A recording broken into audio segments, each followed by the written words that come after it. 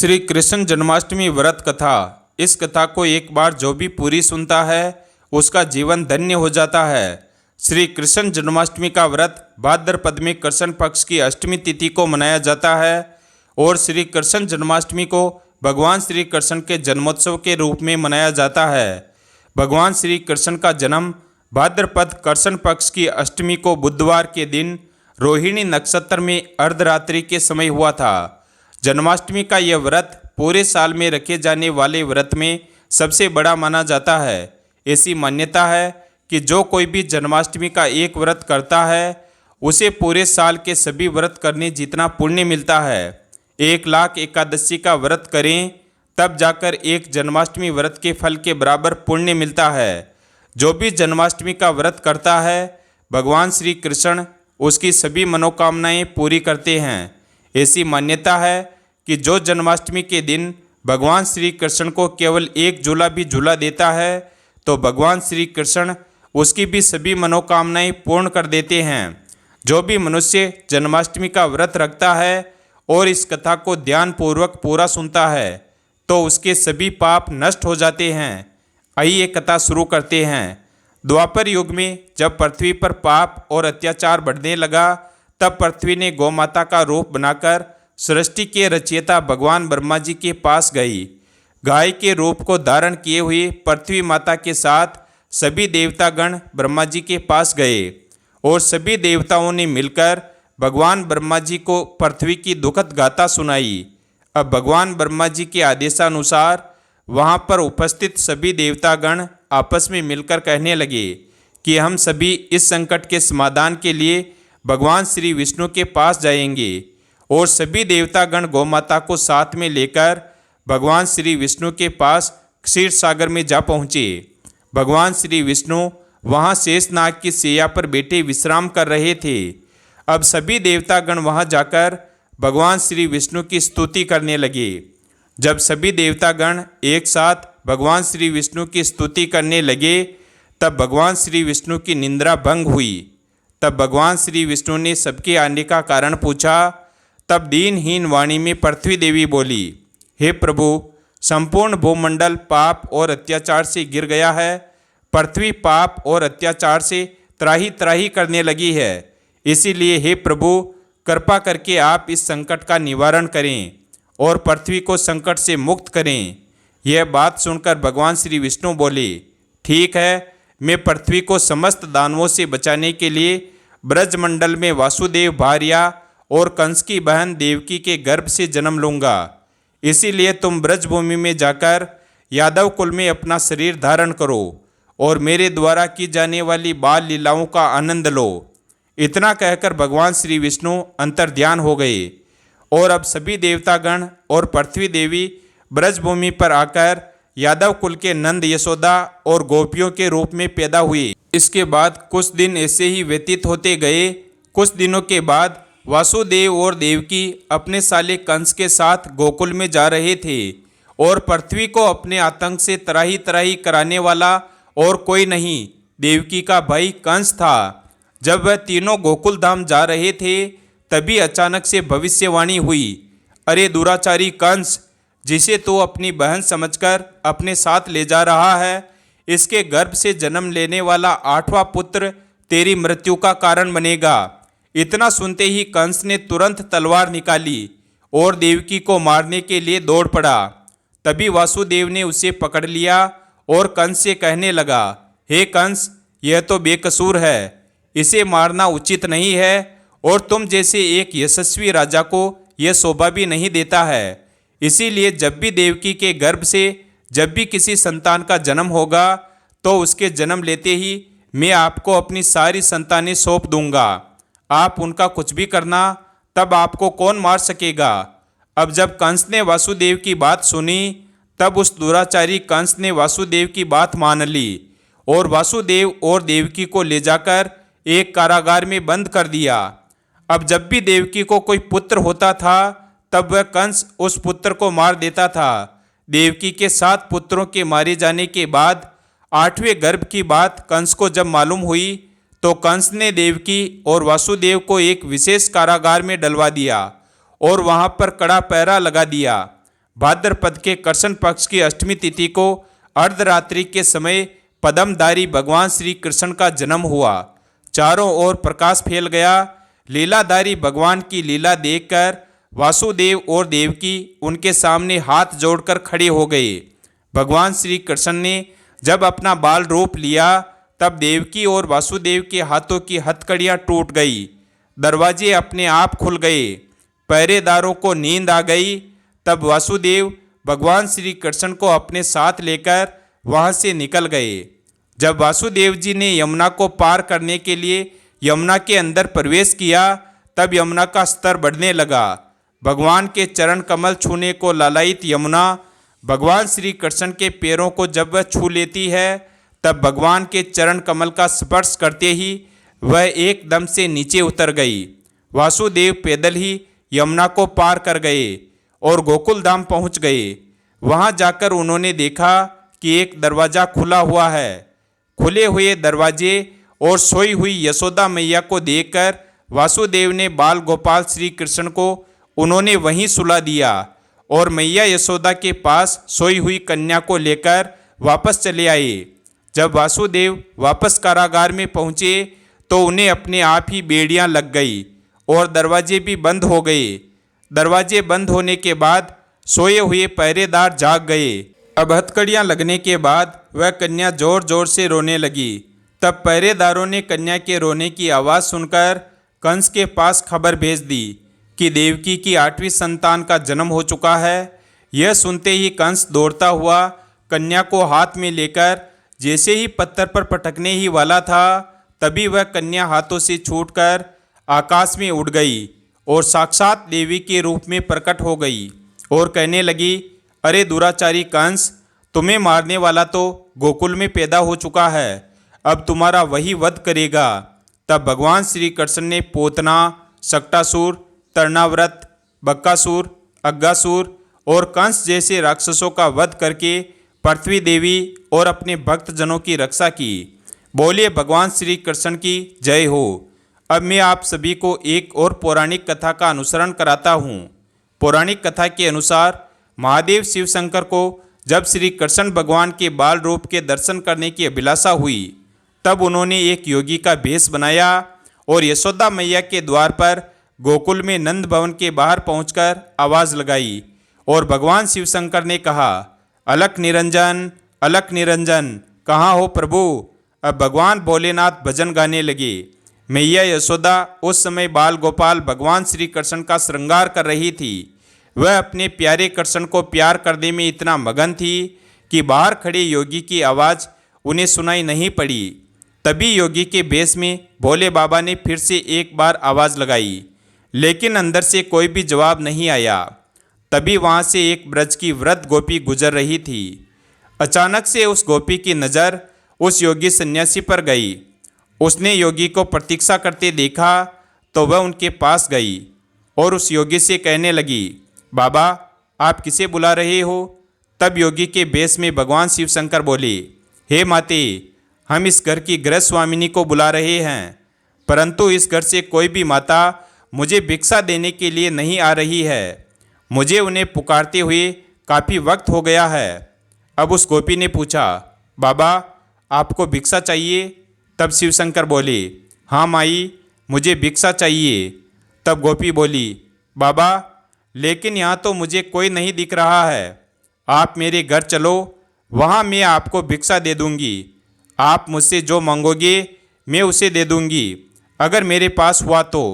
तब भगवान भोलेनाथ ने कहा, माता मैं जहाँ पर जाता हूँ यदि उस द्वार से कुछ मिले तो अच्छा, नहीं तो किसी और द्वार पर मैं नहीं जाता। तब गोपी कहने लगी, तो महाराज फिर तो आज आप भूखे ही रह जाओगे। भोले बाबा बोले, जैसे प्रभु की इच्छा। तब गोपी कहने लगी, नहीं बाबा, हमारे गांव से कोई ऐसे भूखा चला जाए यह तो सारे गोकुल के लिए लज्जा की बात है। तुम यहीं ठहरो, मैं अंदर जाकर देखती हूँ कि यशोदा रानी कहाँ है।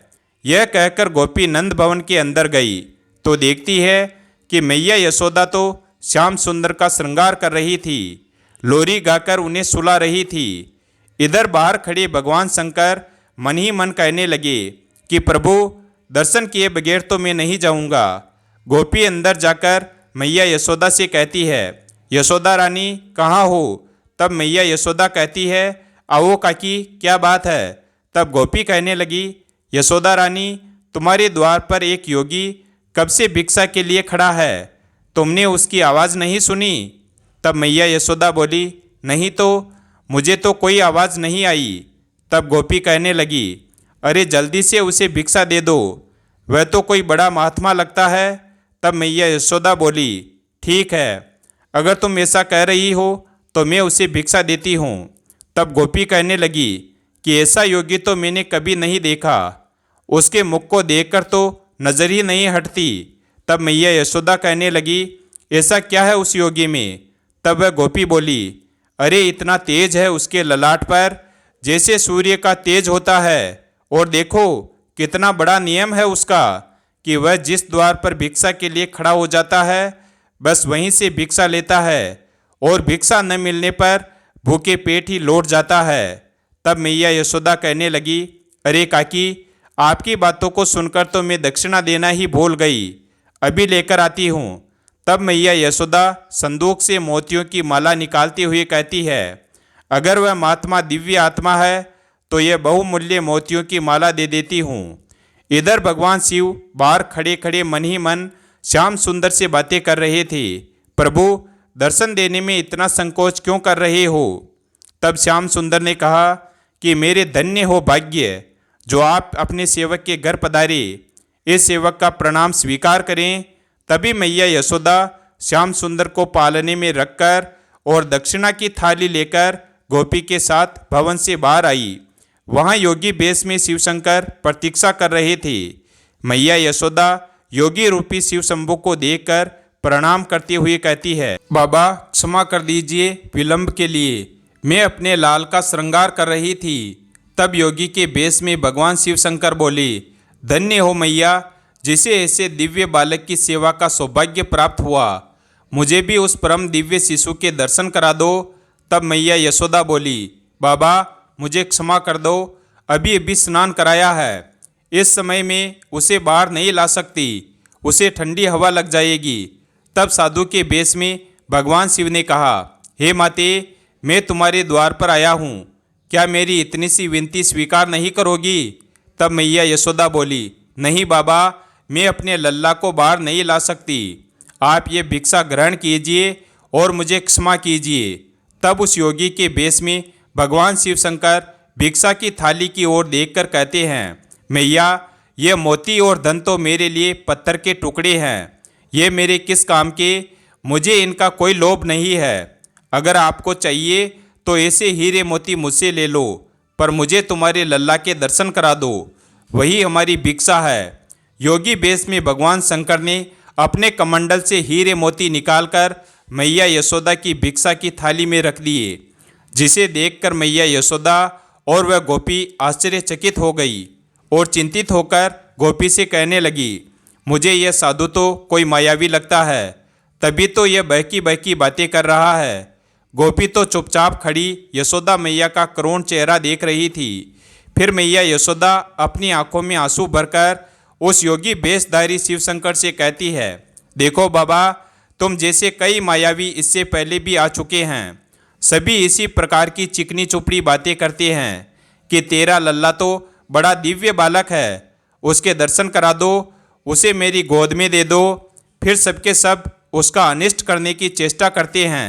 मेरे लल्ला ने आप सबका क्या बिगाड़ा है जो आप लोग उसके शत्रु बने बैठे हैं? फिर बड़े ही कड़े शब्दों में मैया यशोदा ने कहा, भिक्षा चाहिए तो ले लीजिए, अन्यथा अपने स्थान को पधारिए, मैं अपने लल्ला को तो बाहर नहीं लाऊंगी। योगी बेशधारी शिवशंकर बोले, अरे मैया, ऐसी कठोर मत बनो, मैं बहुत दूर से कैलाश पर्वत से आया हूँ। मैया यशोदा बोली, चाहे आप कैलाश पर्वत से आए हो, लेकिन मैं अपने लल्ला को नहीं दिखाऊंगी। अगर तुम कैलाश पर्वत से आए हो तो वहीं भगवान शिव के दर्शन कर लेते, यहाँ किस काम से आए हो?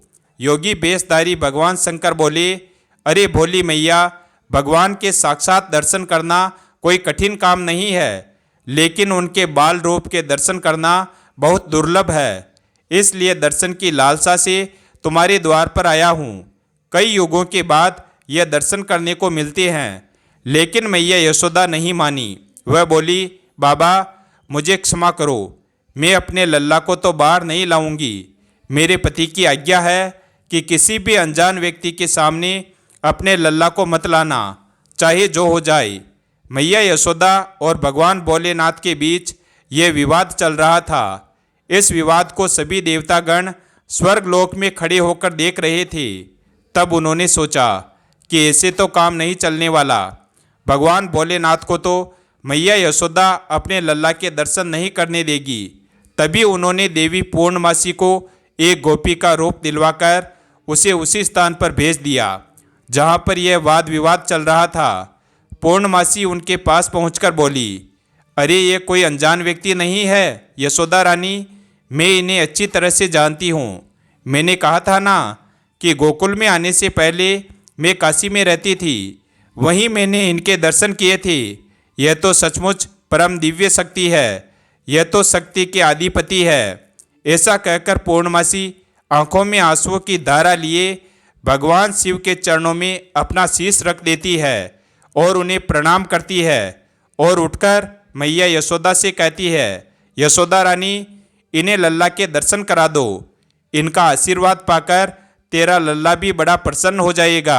मैया यशोदा अब समृद्धि मुद्रा में पूर्णमासी से कहती है, क्या तुम सच कह रही हो? मैया यशोदा आगे कहती है, लेकिन इनकी वेशभूषा तो देखिए, लंबी लंबी जटाएं, बदन में बबूत, गले में सांपों की माला। लल्ला तो इनको देखकर वैसे ही डर जाएगा। ना बाबा ना, मैं तो लल्ला को नहीं लाऊंगी। बेचारी भोली भाली मैया को क्या पता था कि उनके द्वार पर स्वयं भगवान शिव पधारे हैं। मैया यशोदा की ऐसी बातें सुनकर पूर्णमासी कहने लगी, नहीं यशोदा रानी, इनके तो दर्शन मात्र से समस्त भय नष्ट हो जाता है, सारी बाधाएं दूर हो जाती है। यशोदा तू इन पर विश्वास कर, मैं तुझसे झूठ नहीं कह रही हूँ। अब इस बात का समर्थन करते हुए वह दूसरी गोपी भी कहने लगी, अरे यशोदा रानी, यह पूर्णमासी बुआ तो कभी झूठ नहीं बोलती। तुम्हें याद है ना, जब वह पहले गोकुल में आई थी तब इसी ने तुझे आशीर्वाद दिया था कि तुम्हें भी एक लल्ला होगा। उस समय तो तुम सब लोग आशा छोड़ चुके थे। यह तो सदा सच कहती है, तो इनकी बात तो मान ले। मैया यशोदा पूर्णमासी से बोली, लल्ला को तो ले आऊँगी पर इनके हाथों में नहीं दूंगी।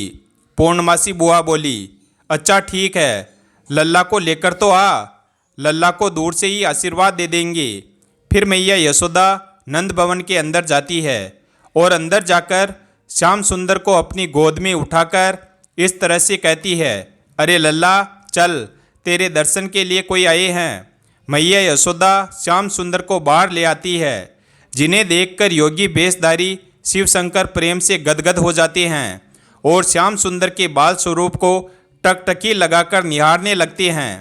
जैसे पूर्णिमा की रात को चकोर चांद को टकटकी लगाकर निहारता रहता है, उसी तरह वह साधु भेषधारी भगवान शिव भी उस लल्ला को देखकर उसे एक टक देख रहे थे।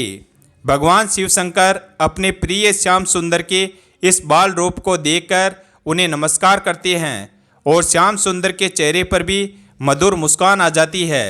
फिर श्याम सुंदर को देखकर वह साधु भेषधारी भगवान शिव शंकर मैया यशोदा से कहते हैं, मैया यदि तुम्हारी आज्ञा हो तो क्या मैं इनके चरणों में अपना मस्तक रख सकता हूँ? तब मैया यशोदा कहती है कि नहीं नहीं, मैं मेरे लल्ला को किसी को छूने नहीं दूंगी। फिर पूर्णमासी बुआ योगी भेषधारी शिव शंकर से कहती है, पहले अपनी चरण रज तो दीजिए। ऐसा करके पूर्णमासी शिव शंकर की चरण रज को लेकर श्याम सुंदर के ललाट पर लगा देती है। शिव शंकर की चरण रज श्याम सुंदर के ललाट में पड़ने से श्याम सुंदर मन ही मन भगवान शिव शंकर से कहते हैं, प्रभु बहुत बहुत धन्यवाद। भगवान शिव शंकर उनकी मैया और श्याम सुंदर के बीच का प्यार देखकर कहते हैं, ये कहाँ का न्याय है स्वामी, हम इतनी दूर से आए हैं आपके बाल स्वरूप का दर्शन करने और आपका आलिंगन भी नहीं कर सके। जिनके श्री चरणों से निकली पवित्र गंगा को हम अपने शीश पर धारण करते हैं, उन श्री चरणों को एक बार तो छू लेने देते। फिर भगवान शिव अपने शरीर के एक अदृश्य प्रतिबिंब से श्री श्याम सुंदर के चरणों का स्पर्श करते हैं और उनकी स्तुति करते हैं, जो भगवान श्री श्याम सुंदर को बहुत प्रिय है। फिर मैया यशोदा कहती है, योगी बाबा अब तो भिक्षा ले लो। तब भगवान शिव कहते हैं, अपने हीरे मोती यह पत्थर आप ही रख लो, यह मेरे किस काम के, मैं तो मालामाल हो गया तेरे लल्ला के दर्शन करके, यही मेरी भिक्षा थी। और ऐसा कहकर योगी वेशधारी भगवान शिव शंकर वहाँ से अंतर ध्यान हो जाते हैं। ऐसा अनुपम दृश्य देखकर स्वर्ग लोक से सभी देवी देवता प्रसन्न होकर पुष्पों की वर्षा करने लगते हैं।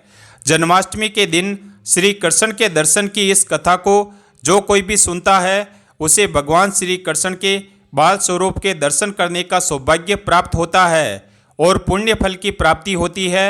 वीडियो अगर पसंद आया हो तो वीडियो को लाइक करें और हमारे चैनल शिव भक्त को सब्सक्राइब करें और अपने दोस्तों के साथ शेयर करें और कमेंट बॉक्स में जय श्री कृष्ण अवश्य लिखें। धन्यवाद।